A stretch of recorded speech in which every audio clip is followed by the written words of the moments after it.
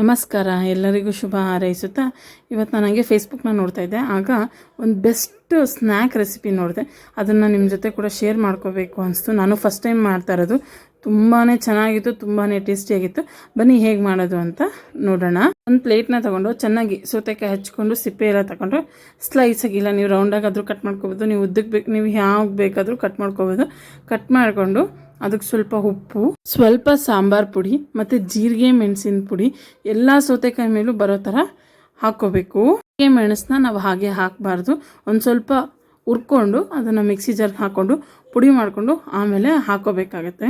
ಮತ್ತು ಈಗ ಸಣ್ಣಗೆ ಹಚ್ಚಿಟ್ಕೊಂಡಿರುವ ಕೊತ್ತಂಬರಿ ಸೊಪ್ಪನ್ನ ಕೂಡ ಹಾಕ್ಕೋಬೇಕು. ಇನ್ನೂ ನನ್ನ ಚಾನಲ್ನ ಯಾರೆಲ್ಲ ಹಂಗೆ ನೋಡ್ತಾ ಇದ್ದೀರಾ, ಪ್ಲೀಸ್ ಸಬ್ಸ್ಕ್ರೈಬ್ ಮಾಡ್ಕೊಳ್ಳಿ. ವಿಡಿಯೋ ಇಷ್ಟ ಆದರೆ ಲೈಕ್ ಮಾಡಿ, ನಿಮ್ಮ ಫ್ರೆಂಡ್ಸ್ ಆ್ಯಂಡ್ ಫ್ಯಾಮಿಲಿ ಜೊತೆ ಶೇರ್ ಮಾಡಿ. ಲಾಸ್ಟ್ಗೆ ಒಂದು ಸ್ವಲ್ಪ ನಿಂಬೆಹಣ್ಣನ್ನ ಚೆನ್ನಾಗಿ ಹಿಂಡ್ಕೊಂಡ್ರೆ ಸೌತೆಕಾಯಿ ಚಾಟ್ ರೆಸಿಪಿ ರೆಡಿ ಆಗುತ್ತೆ. Thank you.